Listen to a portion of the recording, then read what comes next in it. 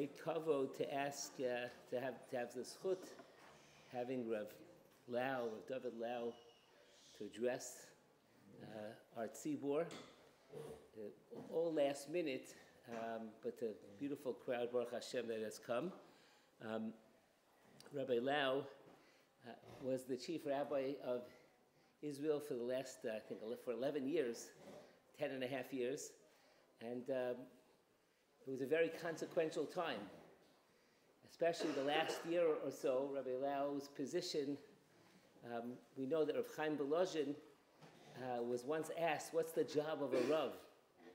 And he answered the famous pasuk, Lahachayot ruach shvalim ulahachayot leiv nidkaim, which means to breathe life into the spirit of those that are beaten down, those that are pushed down. Klal Yisrael took a big clap over the last year.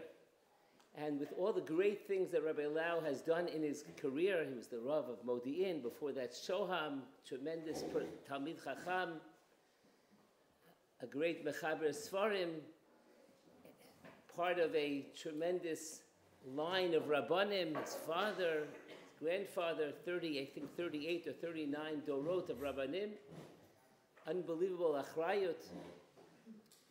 But to be in that position,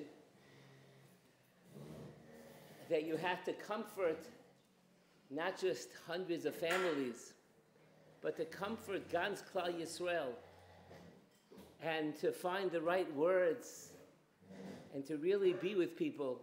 It's an unbelievably difficult position, not to mention all the halachic decisions, identifying bodies, what it takes, hearing all the stories, being there. Unbelievably great and difficult position to be in. Rav Lau should know that, of course he knows, but Rav Lau should know that in this community, among all the other communities, we feel one with Am Yisrael, with Klal Yisrael, whether it's the Tehillim or the Avinu Malkeinu, the personal Kabbalot that people are making, that people have made. We have a great Hakarat Tov to the Rav for all that he has done. We give him a bracha, Bezrat Hashem. He should go Michayel Achayel. We thank him for his time. The Rav is now post the position of the chief rabbi, but we know that his contribution to Klal Yisrael is just beginning, Bezrat Hashem. It's a great honor and a privilege to ask him to share with us his thoughts, his ideas, his words. Kavod Rav.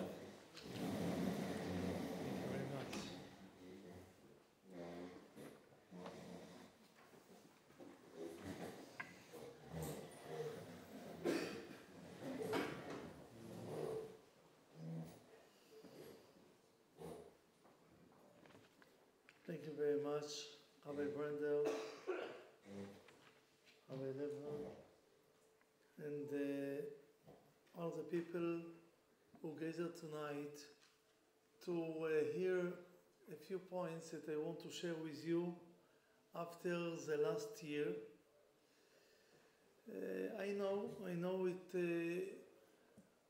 in my first year in the chief rabbinate. It was a war, Tzuk Eitan. In my time in Chief Rabbinate, we have COVID-19. We have challenges of this, challenges of conversion, of a lot of problems. But last year, it was something amazing. And because of that, I want to share with you a few points about it. On the Holy Shabbat morning, I was walking to shul, ready to rejoice and dance with Torah. From afar, I noticed some smoke trails, heard a few explosions, and thought to myself, I thought myself, they are firing rockets again on a holiday. But I'm sure it will be probably end in a few minutes. But it didn't end.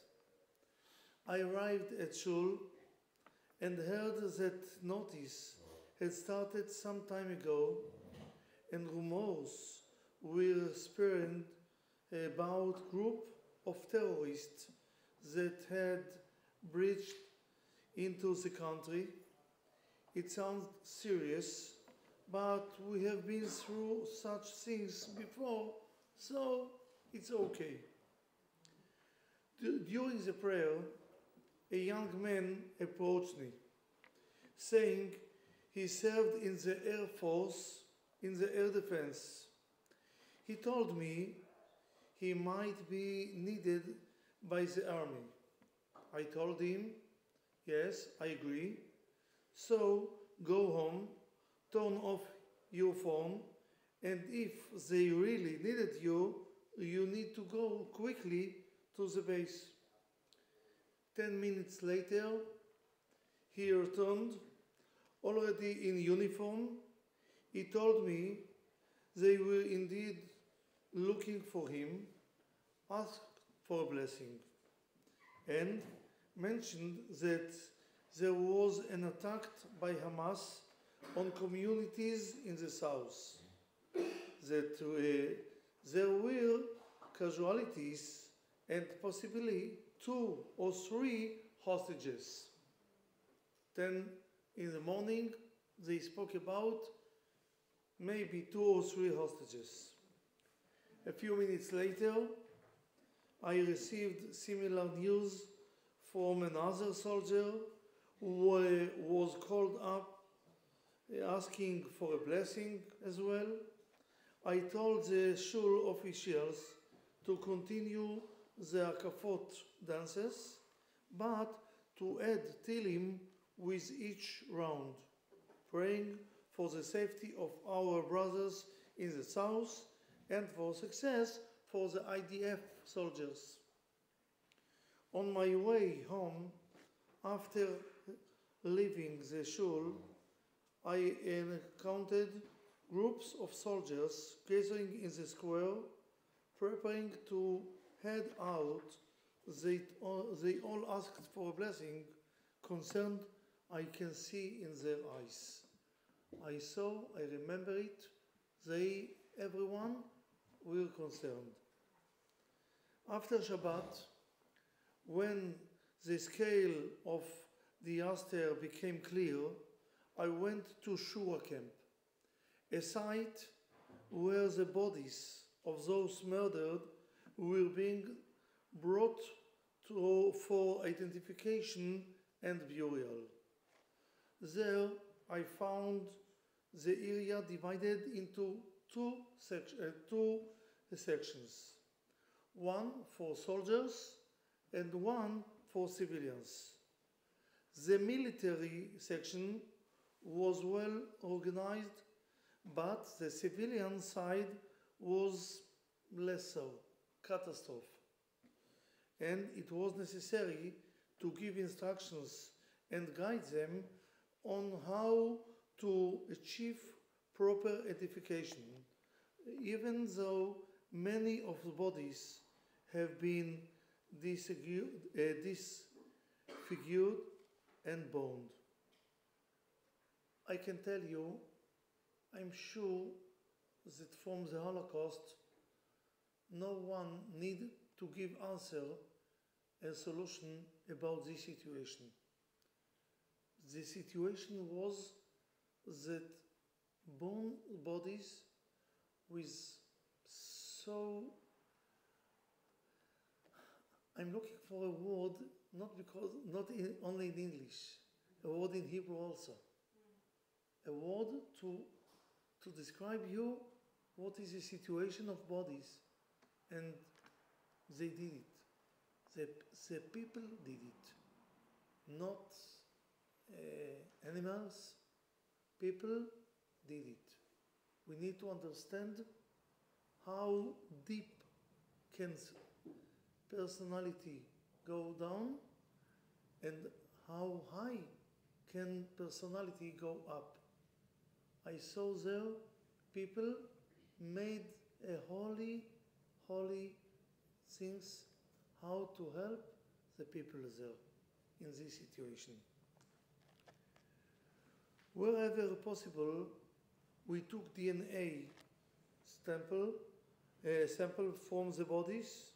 Let me share it with you and explain how it is important to take this DNA to take from the bodies. On this terrible day, were civilians who drove to site and brought bodies with them in their cars. I can't tell you, I can't imagine that I could do it. But I saw a lot of people, civilians, who ran to south and took bodies with them in their cars. I can tell you that it disturbed us to be sure about the identification, because everyone, when bring a body to this place, we have a documentation,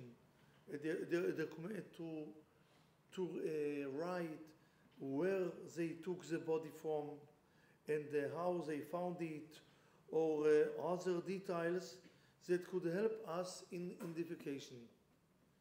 Despite the challenges, I deeply admire the people who did it, even they disturb us with our way.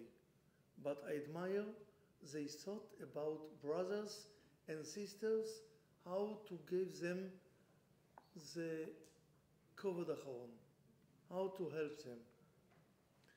Among those civilians was a father who had once served in the army in the area, and he knew a path well how to go and how to arrive to the place of the attack. He went there, found his daughter's body, and brought her back to Shura camp. He provided himself a lot of details of her, and he made a stamp of DNA for himself and his wife also. 2 days later, he called, angry, asking why his daughter has not yet been brought to burial. He said it to the officer, and I called him back, and I started speaking with him, asking about his daughter, tell me a lot of her, when and where she was born. He got angry, and he told me that it's not necessary. Please give me my daughter, and if you want to speak about her, you can come to Shiva.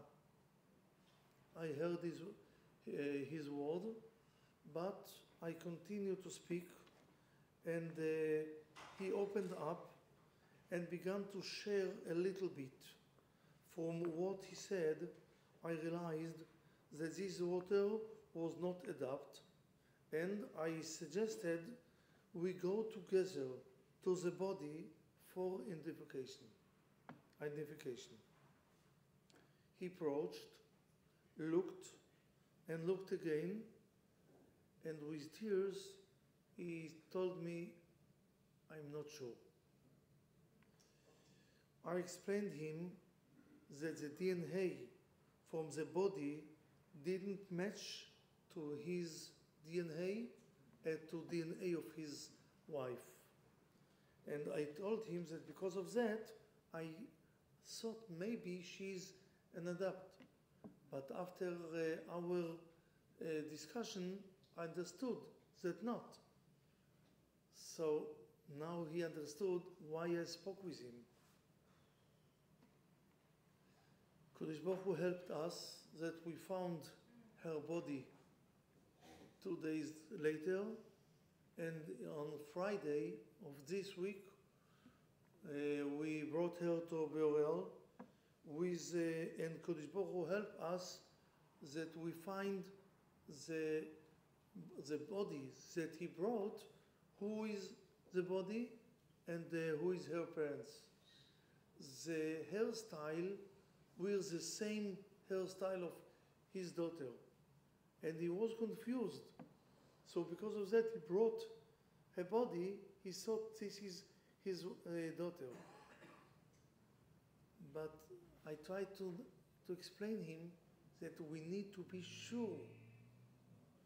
So because of the urgent need to identify bodies and by doing to determine who was not accounted for, perhaps kidnapped, or I don't know another point, I told two people in the army that this is pikuach nefesh, and they need continue on Shabbat to take details from the bodies, not because the murder and not because the families, but we had to know who and how many were kidnapped, which is why I understood them to continue the identification work even on Shabbat, because this is a way for us to know how many people kidnapped and if we need to do things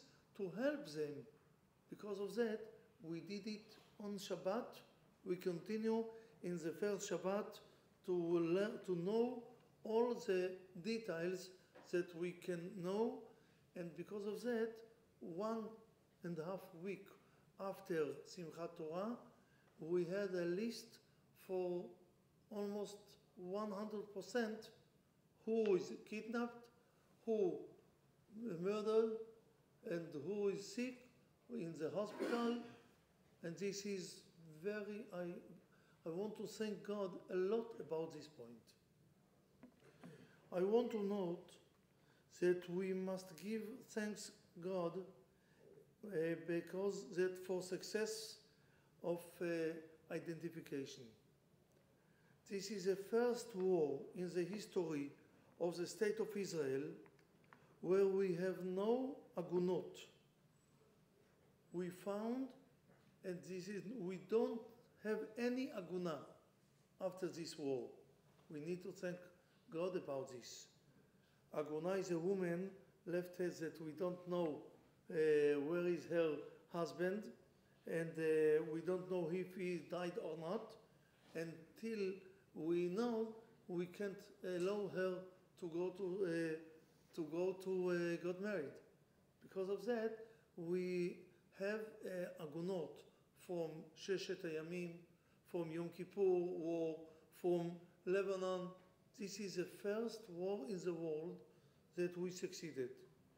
We managed to reach full and clear identification with the help of intelligence information from Gaza, including that from freed hostages and captured terrorist details that I'm sorry, but I can't share with you. We were able to determine with certainty who was alive and who was no longer among the living. It was a great miracle that I thank Kodesh Baruch Hu about it. From there, I continued to visit occupants from the south who were staying in hotels. Throughout the year, I make a point of visiting every corner of the country. More religious, less religious, it doesn't matter. They are Jews, and it is the duty of a rabbi to reach every Jew. Just before Yom Kippur, I was in Be'eri and Re'im, two beautiful places that who could have imagined just 2 weeks later, who became sites that are famous in all the world. By the way, I am not a Hasidic rabbi, but I can tell you that everyone that was in the meeting in Be'eri or Re'im, everyone that I met before Yom Kippur, I'll met them after that in the hotel. No everyone, no hostage, everyone no kidnap, everyone no murder. I met them. I can't tell you that we're a health people because that their soul will very, very need help. But I saw bodies, I saw people, and everyone who was there, not because of me, but because they came to hear Torah before Yom Kippur. And because of that I know the pasuk, ואתם הדבקים בהשם אלוקיכם, חיים כולכם היום. I met them in the hospital, I met them in this, and they told me, they described me a lot of very hard hours, and they told about the terrible day, and I told them that I wanted to encourage them. So I shared something personal with them. I told them that my father, Kodesh Baruch Hu, will give him and my mother health for Orech Yomim. My father is not a big eater. Whatever he served, he says thanks and he eat. It not depend what, which. It's okay, thank you very much. But we know in our family, we know that not to put on the table 1 point. Cookies with jam and honey. Why? He was 5 years old when the German told all the Jews in the city of Piotrkov, the city that his father was a rabbi, they together in the square to send them to Treblinka. His father was a rabbi of the city, understood that this is a way that German didn't think about to help them. And because of that, he said, all the people, please hide yourself. He himself went to the square because he said, all the Germans knows me.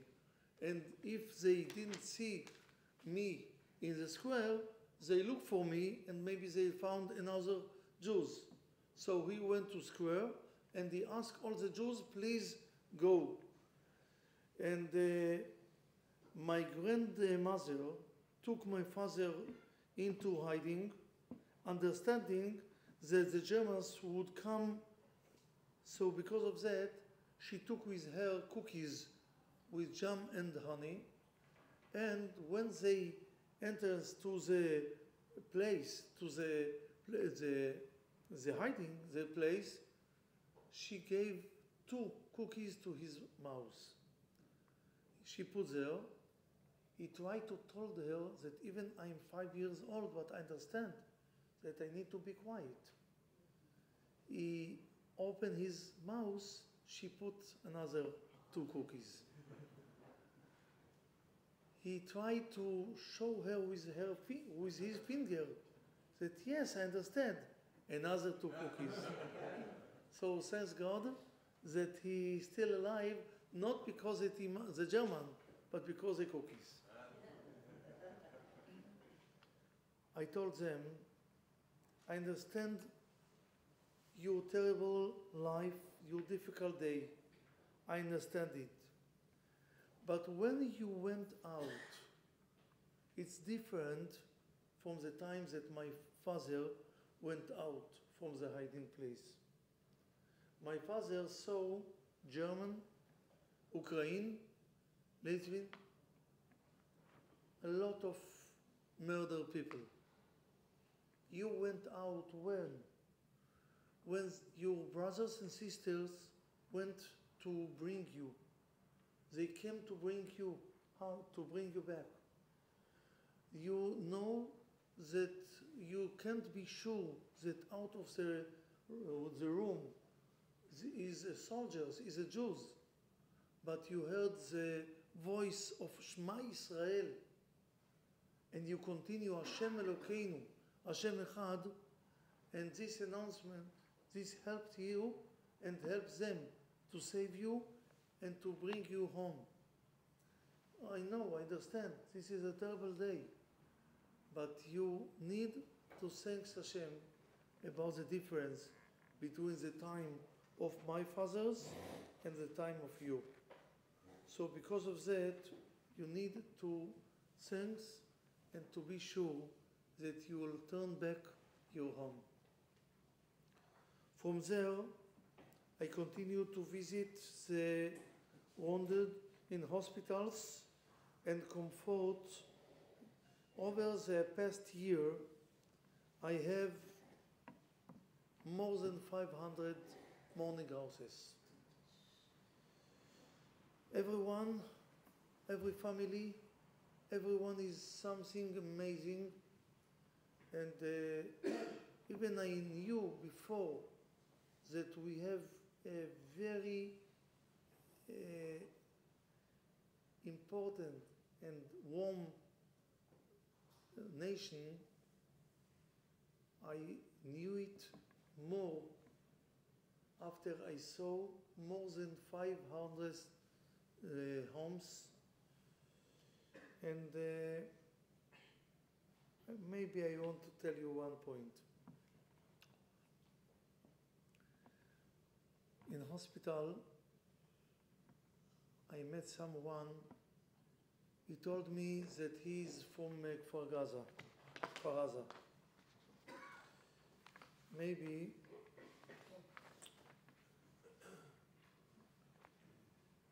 I saw him.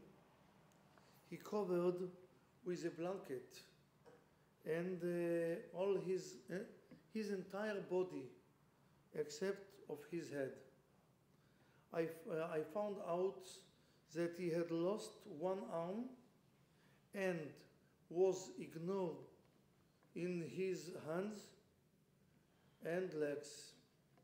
He had no kippah on his head, and he told me he was from Kibbutz Kfar Aza, and he said every year, he told me he would walk 3 kilometers from his kibbutz to Kibbutz Saad to pray in Yom Kippur.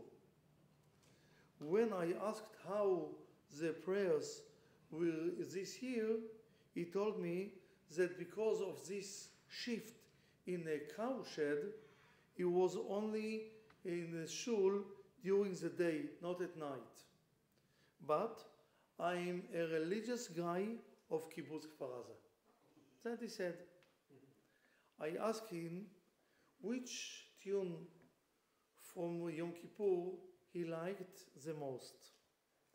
He couldn't remember the exact words, but said it was a song asking God for mercy, saying that he is holy.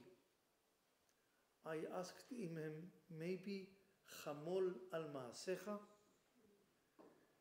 And he said, yes.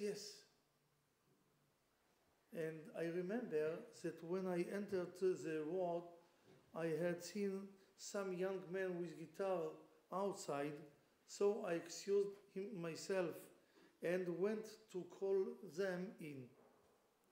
I began to sing the words to the tune by Yigal Salik, Chamol al Maasecha, but he didn't recognize it. So I began the tune of Rabbi Hamnik, and he sang along with, and this year I saw, now I feel that I see in my eyes, to see him, he sang with closed eyes, took his head right and left, and Chamol al Maasecha, he asked mercy from Hashem. And if you pay attention about the words, what is the words of this praying, this davening? We said, Na'el Kadosh Be'er Mikdoshim. It is nice for the holy that we made him holy. We ask him. And I remember my tears in this point, in this minute, that I thought, this is Rebbeinu Shel Olam. Look at him. Arm, body, leg. Look at him. What is now about what he thinks? He thinks about that he wants you be holy in our world. This is his mind. How Kodesh Baruch Hu can think and love this man. And this year, when I sang in Rosh Hashanah and Yom Kippur, Chamol al Maasecha, I can tell you that I couldn't finish this song because I thought about this man, Erez, without kippah, but thought, how can I help God that all the people in the world can know that He is the Holy, Na'el Kadosh Be'er Mikdoshim. Can you help me to sing it now? Chamol al Maasecha.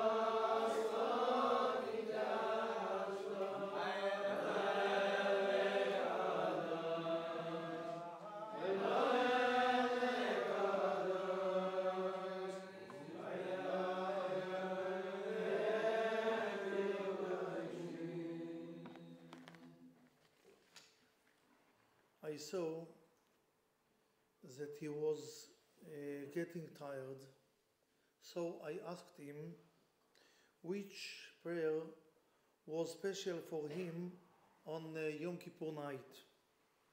He said there is something about a wheel and a sheep. I smiled and said, Ki hine kachoimer biyad hayotzer. Yes, yes, he said. Fortunately, he was tired because I know 10 different tones for those words and had no idea which one they sing in Kibbutz Saad. Now I know because I was there after that, but I didn't know in those times. I told him, my friend, I'm asking you, when you turn home, invite your neighbors and I will come to you, and together we will sing these songs and thanks God for bringing you and your friends back at home. His brother stood there and said, the army said it was at least 1 year. I told him, I have a patient. Okay, 1 year, 1.5, 2 years, it's okay. But he said, I'm sorry, Rabbi. I'm sorry. I want to tell you, now, from my window, from my room, I want to see the sea, not to see Gaza. I never thought about it this way before, but now this is my condition. I promised him to I would pass his request to the army. That evening, I called to chiefs of the staff and I told him the heir's request from Kibbutz Kfar Aza. 2 months later, a few weeks after Hanukkah, I received a phone from a chief of staff, and he told me, Rabbi, tell Erez from Kfar Gaza that the Blue Beach Hotel, which was blocking the view of the Mediterranean Sea from the residents of Kfar Gaza, is no longer blocking it. That's all.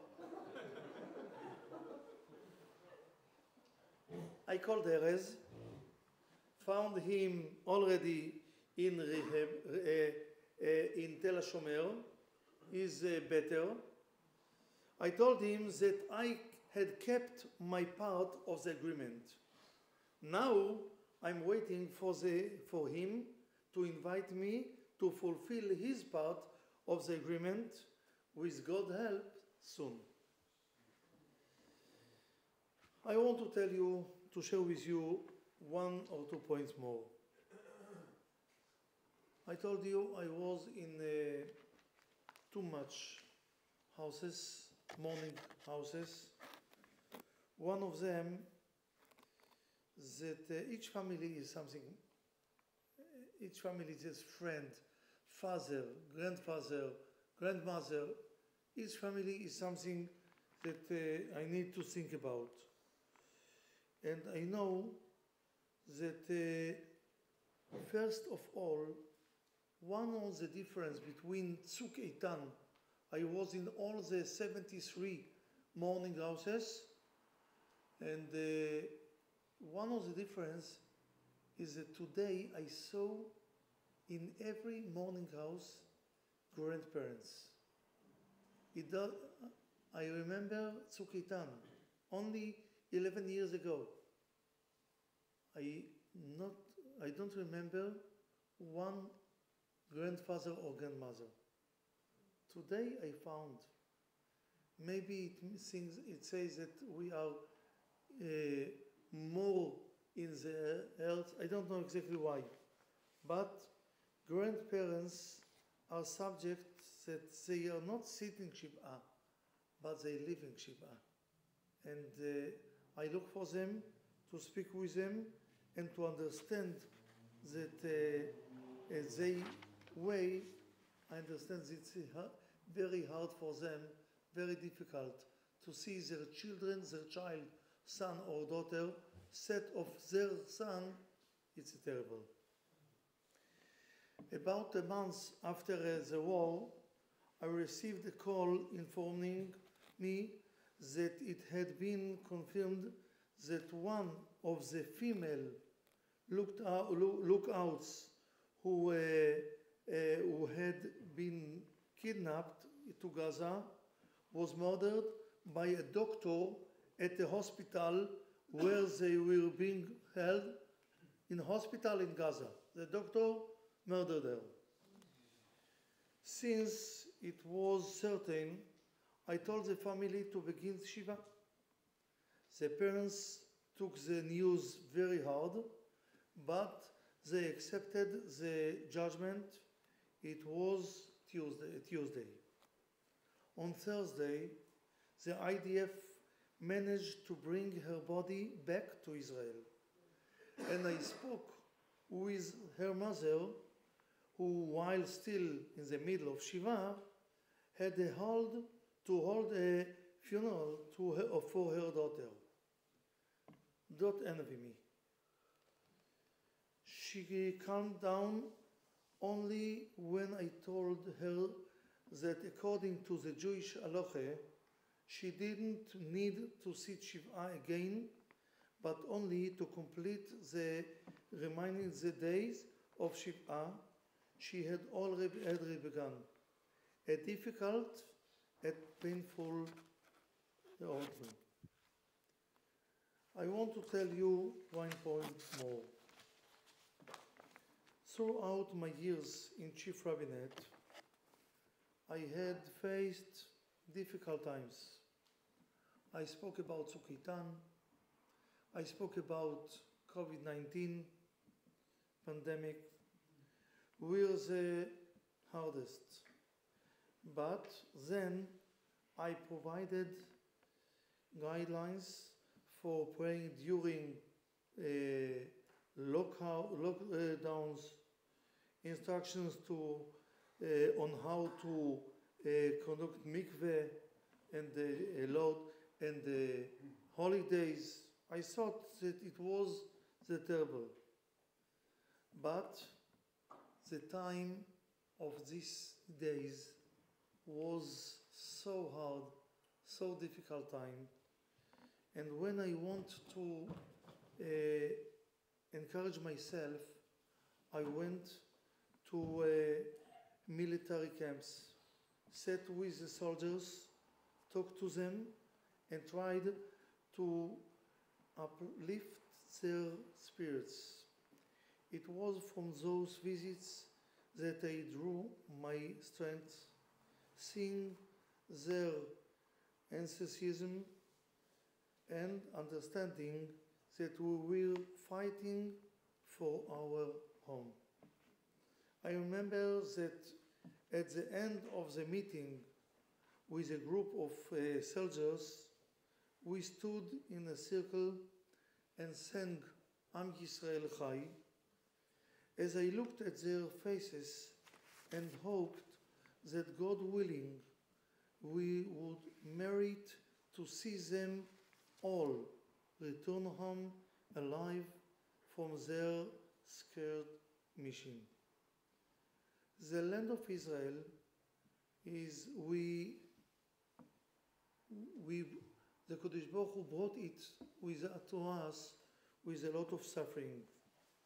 But I'm sure and I know that with God's help and by standing together, those of us here in Israel and our brothers and sisters in abroad, together we will prevail.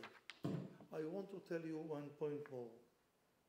I thought during the year that for us this is exactly the part Pei Gimel in Tehillim.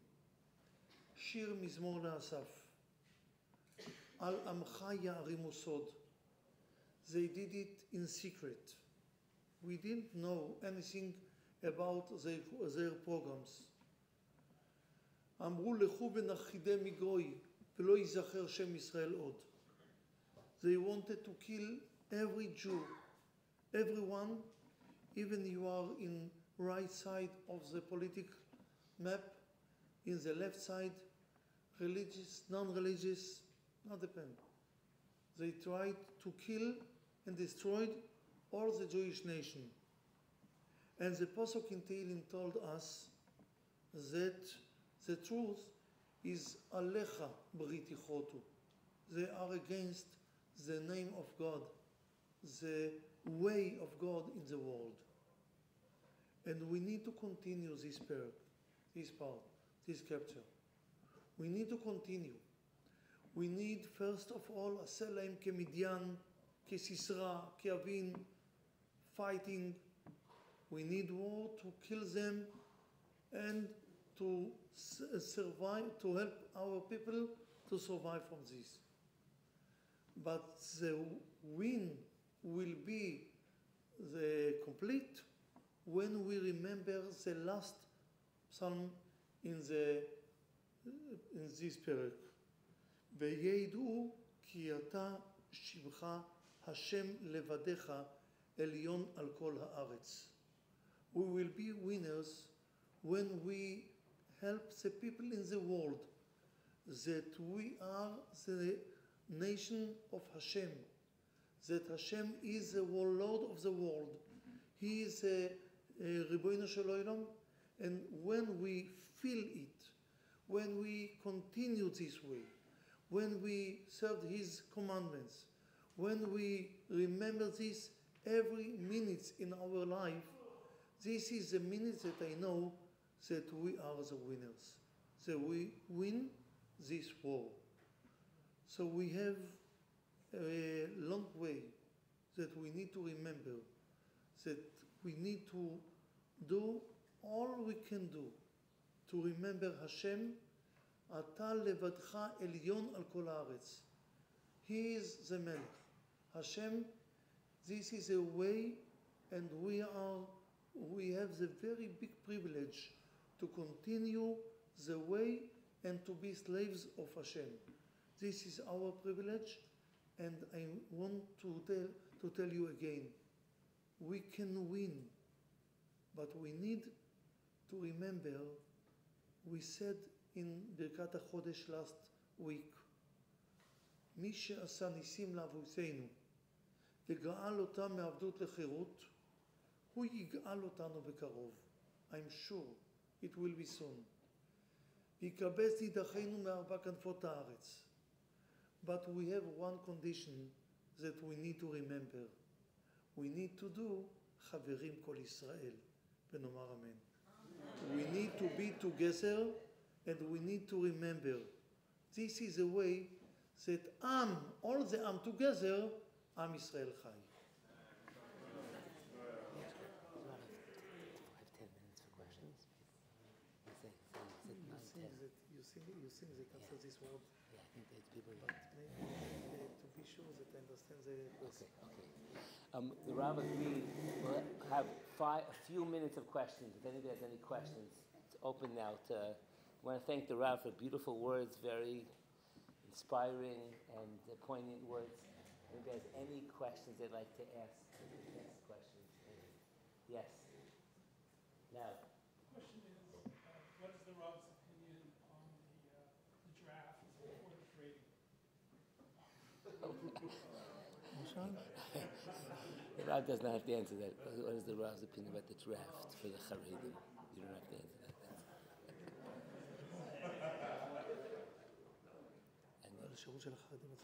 מה? Okay. I want to tell you one point. I am an officer, a major in intelligence force in Israel. Even though everyone who is learning, we must that he'll continue learning. Everyone who is learning, his Torah help to all of our nation. Who is not learning, run to the army.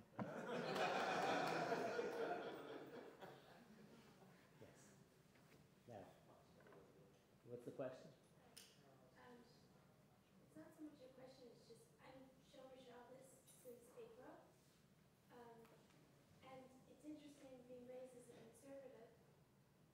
The reform and conservative around me, since I've been kosher and Shomer Shabbos, how can we help the secular world really understand, excuse me, I was in Kelsey's evacuation.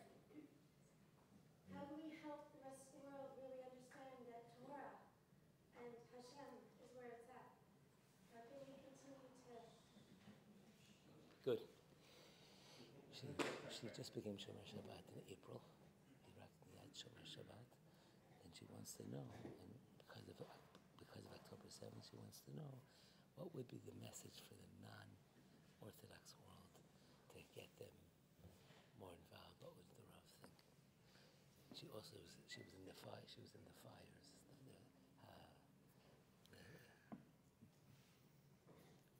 My message is that the pasuk that I said before, I said it when I spoke about the meeting with Be'eri and Re'im, that all the people that were in the meeting, they still alive. Not because of me, I said, because ואתם הדבקים בהשם אלוקיכם חיים כולכם היום. So, to be dveikim, it means that we are together with Hashem. Even it's easy, even it's hard, but we are together with Hashem. And we need to remember that in the end of Sefer Dvarim, the Torah said, ראה נתתי לפניך היום החיים ואת הטוב. You need to choose. If you want to choose to be more religious, non-religious, you can choose. But I give you an advice. ובחרת בחיים.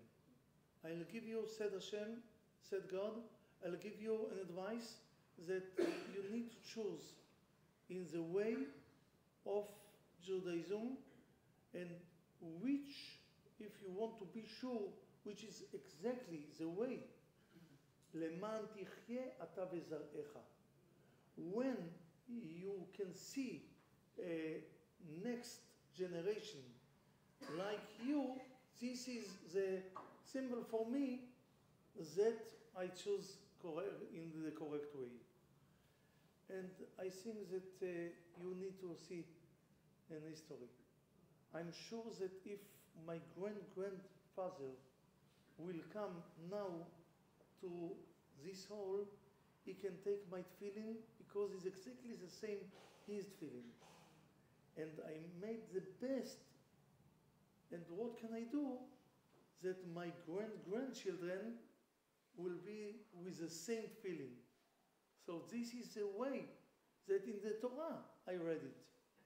The Torah told us, you choose if you want to be sure that this is okay, you and your grandchildren. This is the way, so we need to think about it. I'm very proud about my grandparents, but everyone needs to ask himself every minute, what I'm doing that my grandchildren will be proud about me, like I'm proud about my grandparents. Take one more question.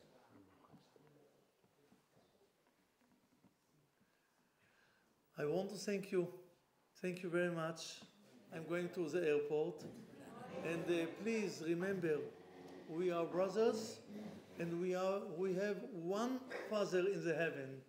And Father will be happy to see us together in His way.